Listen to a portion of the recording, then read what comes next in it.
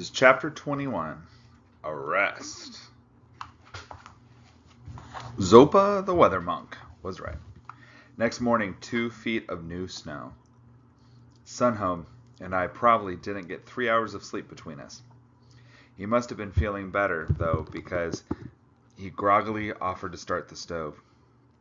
The process sometimes takes 10 or 15 minutes because there isn't enough oxygen to keep the flame going on the gas lighter long enough to light the stove. I crawled out with our pan to collect some snow to melt and saw Zopa, the Sherpa brothers, and the film crew were already up. And it was obvious from the steam coming off their pan of water that they had been up for quite a while. Zopa was talking on the radio. That could mean only one thing this early in the morning. Someone was in trouble. I glanced toward the summit through the swirling snow. If it was this bad down here, it was much worse up there. Yogi and Yash will stay here at Camp 4, Zopa was saying. If the weather breaks, they will try to get oxygen to Camp 5. I'm not sure if we can get them down to Camp 5, a shaky German accented voice said. You must, Zopa said forcefully. There is no chance of rescue at Camp 5 or 6.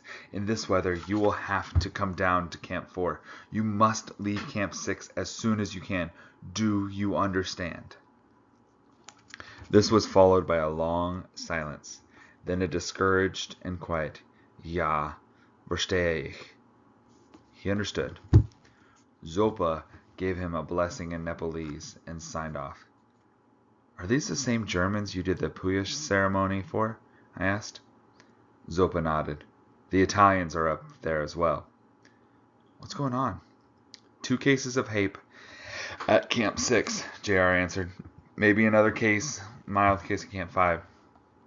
2 climbers headed up to the summit a little after midnight and haven't been heard from since. In this weather, that meant they were probably dead or hypothermic and close to death. Maybe we can go up to Camp 5 with Yogi and Yash and help, I said. Zopa shook his head. You and Sunho and Miss Angelo need to get down to ABC. Other Sherpas are coming up to help, but until the climbers get to Camp 5, there is nothing anyone can do. As soon as you eat, pack your things. We need to leave before the weather worsens. Because of the snow and ice, getting down the col was worse than going up. And it wasn't made any easier by thinking about the climbers dying farther up the mountain. We passed the Sherpas coming up to help. They were loaded with oxygen bottles and Gamoth bags. Their plan was to get to Camp 4 that afternoon. If the weather didn't hold them back, they would head up the mountain the following morning to help Yogi and Yash get whoever had made it to Camp 5 down to Camp 4. If the weather broke, a rescue helicopter might be able to get that high. But even on the best day, an airlift was dicey. If the chopper couldn't make it, the Sherpas would have to get the climbers down to ABC as best they could. We made it down to ABC in pretty good time in spite of the snow. I think what drove us was our eagerness to crawl into our tents and sleep for 2 days. The camp was nearly empty. Sunho was still pretty weak, but confident that he would be better by the time we came up. I was beginning to feel a little less surly toward him. This probably had a lot to do with Zopa's compliment the night before. I was pretty sure they weren't out to sabotage my climb. The next morning, the film crew members were all vomiting. It looked like they had caught the same thing Sunho had. Zopa cut their acclimatization short and arranged to have them go down to base camp with another climbing party. None of them complained. I'm going too, Holly said. Zopa shook his head. You are fine. To complete the acclimatization, you will need to stay here at least 2 days. She gave him a smile. It's over for me, she said. I have no desire to go higher than Camp 4.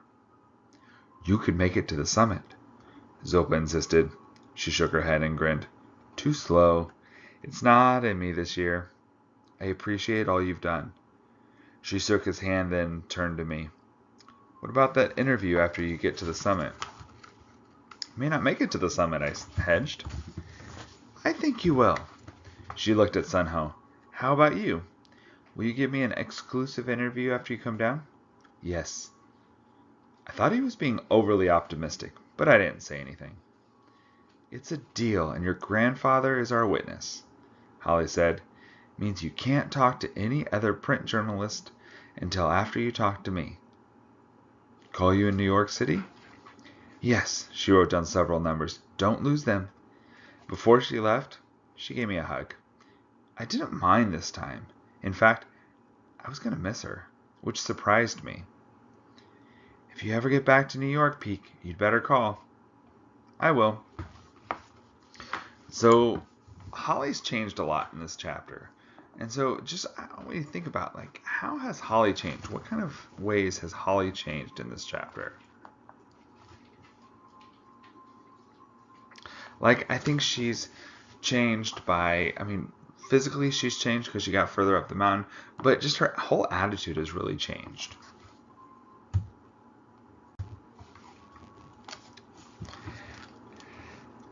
As they headed down, JR stopped and shouted back for me to remember to use the camera. Just before dark, 5 climbers, 2 Germans, 3 Italians, and their Sherpas stumbled into ABC, looking like they had been buried alive. Most of them had frostbite someplace on their bodies. Fingers, toes, ears, noses. One of them had snow blindness and had been led into camp by a rope tied around his waist. There was no doctor in camp, so Zopa and Gulu, who had stayed behind with his yak so he could sneak Sunho back into base camp, did their best treating their injuries. When they finished, it was clear that 3 of the climbers were not going to make it to base camp on their own. The other 2 German climbers who had HAPE were not going to make it down at all. They had died at Camp 6 2 hours after Zopa talked to the distraught German climber that previous day. 4 dead, assuming the 2 climbers headed to the summit didn't make it, which was a pretty good assumption at that point. It's hard to think straight at that altitude, but I had enough feeling in my oxygen-starved brain to feel a little shame over the way I'd been thinking about Sunho. Climbing Everest is not a competition. It's life and death. That's a pretty intense line right there. That, he's been worried about, oh, Sunho's gonna win, or I'm gonna win, but really, he could die. People just died on this mountain that he's on. And so it kind of puts everything into perspective for him. The surviving climbers at Camp 6 headed down to Camp 5. Yogi and Yash were helping them haul the climber with mild HAPE to Camp 4. Those who could would have to make their way to ABC the next day. Zopa radioed Josh and told him what was going on. We have a chopper here with a Chinese pilot willing to take a risk, Josh said. But the weather is going to have to get a lot better up there before he can give it a shot. Do you think it might be clear before dark? Zopa did not have to look. Visibility was down to about 20 feet. Negative, he answered. Then we'll have to wait until tomorrow. Any idea when the climbers from Camp 4 will make it down to ABC? No, but we will go up to meet them. Early afternoon, I hope. The chopper's small, Josh said. Will hold only 4 people aside from the pilot and Captain Shek. You'll have to choose who gets to ride down and who goes down on their own 2 feet. Captain Shek is coming up? That's what I hear. He's still looking for that kid. Why? The boy left. He is certainly not up here. I told Shek, but apparently he doesn't believe it. He searched the Porter camp yesterday, and today he has soldiers checking everyone coming down to base camp. I guess he can do what he wants, Zopa said, but I could see he was worried. So was Sunho. I wasn't sure how they were going to get him back down to the Porter camp. Gulu's yak had eaten its hay, so there was nothing for Sunho to hide under. Captain Shek checking climbers was not good news. Nor was his search of the Porter camp. We have a lot of injured climbers up here, Zopa continued. We could use the room in that helicopter. I know, Josh said. I'll talk to Captain Shek again. Maybe he'll realize that taking up an empty seat might be the death of a climber, and the death would be his fault. It was true, but the conversation was entirely for Captain Shek's benefit, who was no doubt eavesdropping. So they're having this conversation on the radio. They know Captain Shek's listening in, and so they're like, hey, maybe Captain Shek will realize he's an idiot and he's going to kill people if he doesn't realize that he shouldn't come up. So, I hope so, Zopa said, then changed the subject. Did Miss Angelo and the film crew get down? They just arrived. Holly's packing her gear. There's a truck leaving tomorrow. To tell you the truth, she made it farther up the mountain than I expected. Doc's taking a look at the film crew right now. They barely made it into camp. Almost everybody has a virus down here. Leah's going crazy treating everyone. The chopper brought in more antibiotics. 5 more climbing parties pulled up stakes this morning and left the mountain, sick as dogs. I think I'm getting it too. If it keeps up, no one is going to get to the summit from this side. I hope that what I'd gotten over was the same virus everyone else was getting now, and that I wouldn't get it again. I'd have to be careful when I got back down. I wasn't about to have a virus wreck my chances of getting to the summit. Early the next morning, Zopa sent everyone down to base camp except the climber with snow blindness and the man with frostbitten feet. Sunho and Gulu went with them. Sunho couldn't very well stay at ABC with Captain Shek coming up. I didn't ask how they were going to get him to the Porter camp, but I guessed they would keep him at one of the camps between ABC and base camp until Captain Shek gave up. Zopa asked if I wanted to go too. I did, but I told him I'd stay and help him with the climbers coming down from Camp 4. The weather had broken during the night. It was still cold, but the clouds had thinned and the wind had died down some. The climber with mild hape had gotten worse during the night, and they put him in a bag.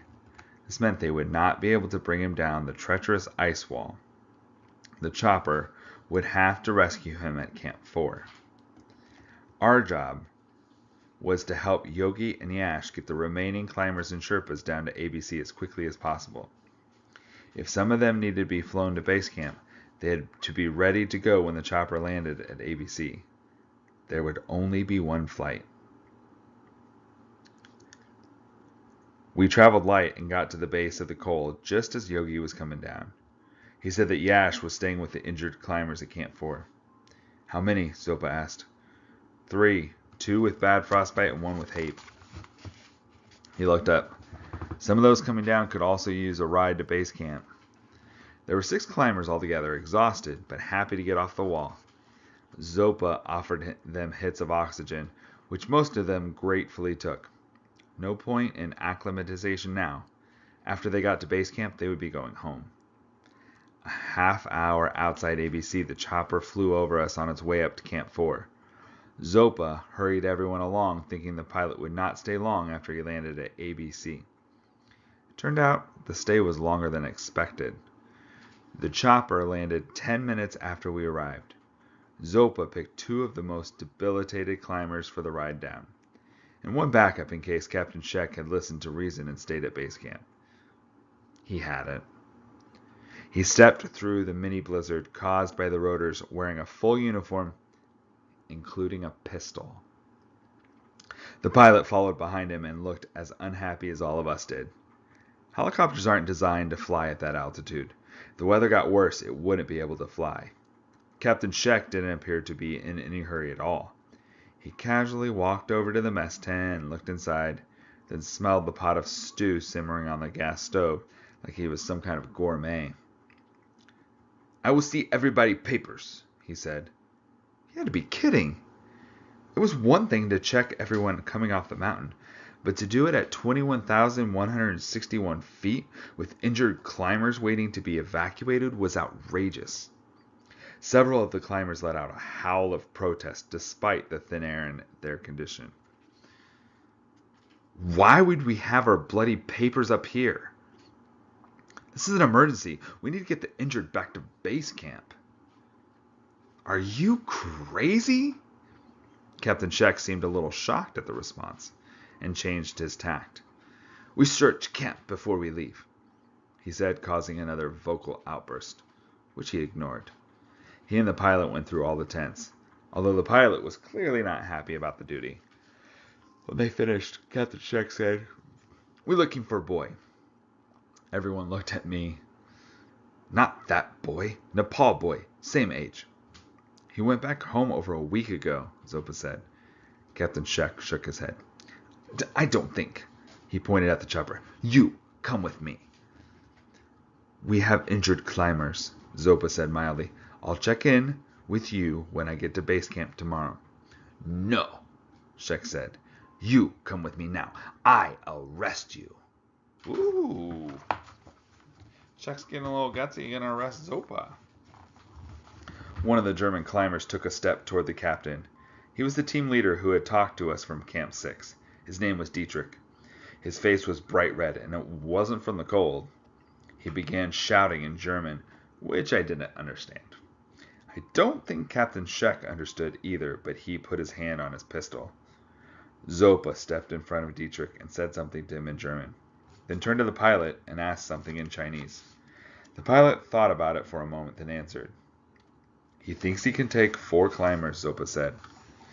There were 2 additional climbers who could have used a ride, but Dietrich relaxed a little and gave a terse nod.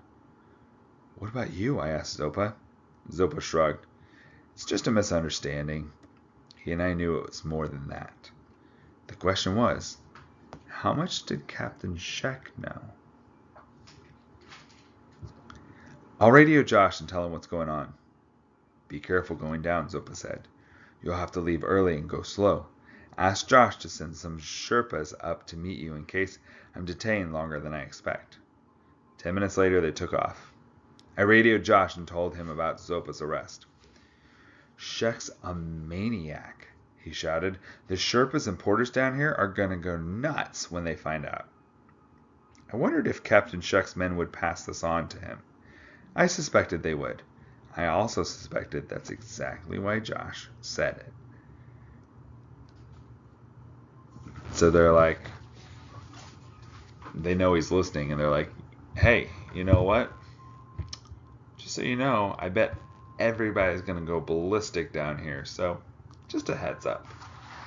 All right, so thinking about summarizing the chapter, some of the main big events that happened. And that's the end of the chapter.